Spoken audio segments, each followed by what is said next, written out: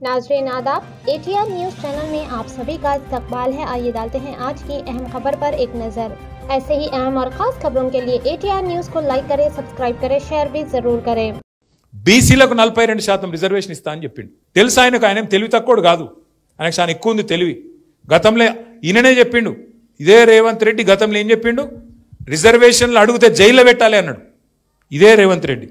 అదే రేవంత్ రెడ్డి ఇవాళ ఓట్ల కోసం 42% రిజర్వేషన్ అని అబద్ధాలు చెప్పిండు.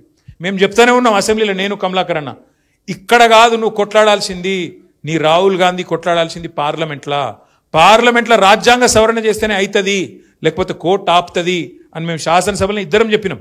అప్పుడు పెద్ద నాటకం నటించిండు. మీకు తెలియదు, మాకు మొత్తం తెలుసు, మేము లాయర్లతో మాట్లాడుతున్నాం, మేము వీళ్ళతో మాట్లాడినాం, వాళ్ళతో మాట్లాడినాం, మాకు ఈయన చెప్పిండు, ఆయన చెప్పిండు. అరే రాజ్యాంగం చెప్తలేదురా భయ్, అర్థం చేసుకో అంటే పోయిండు, ఏదో బిల్ అన్నాడు, జీవో అన్నాడు, మోసం చేసే ప్రయత్నం చేసిండు, సుప్రీంకోర్టు ఆపింది. నేను ఒకటే అడుగుతున్నా మిమ్మల్ని, ఆయనకు తెలియనో కాదు, నిజంగా రాహుల్ గాంధీకి చిత్తశుద్ధి ఉంటే కొట్లాడు మోడీతో పార్లమెంట్లో. మేము రాజ్యసభలో 4 సీట్లు ఉన్నాయి, మేము ఓట్లేస్తాం, పెట్టు బిల్ ఆడబెట్టాడు, ఆడబెట్టాలను ఆడబెట్టకుండా గిడబెడుతున్నాడు.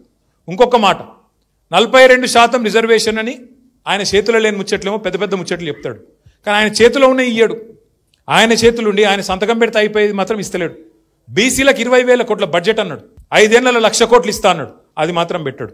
బీసీలకు 42% వాటా కాంట్రాక్ట్లలో ఇస్తా అన్నాడు, అది మీకు ఇయ్యడు. 42% విద్యలో ఉపాధిలో ఇస్తా అన్నాడు, అది ఇయ్యడు. ఒకటి పట్టుకున్నాడు, రాజకీయపరమైన ముచ్చట.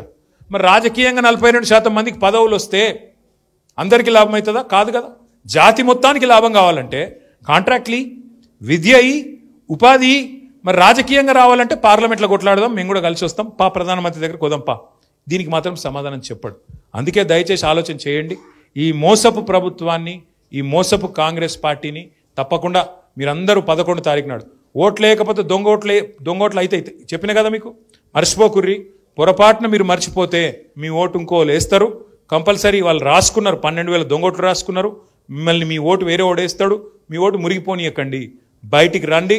11 తారీఖు నాడు గట్టిగా బుద్ధి చెప్పండి. మరి మళ్ళొక్కసారి కేసీఆర్ గారి ప్రభుత్వాన్ని మీరు గట్టిగా మంచి మెజారిటీ ఇస్తే తొందరలోనే తెచ్చుకోవచ్చు అని చెప్పి కూడా తెలియజేస్తారు.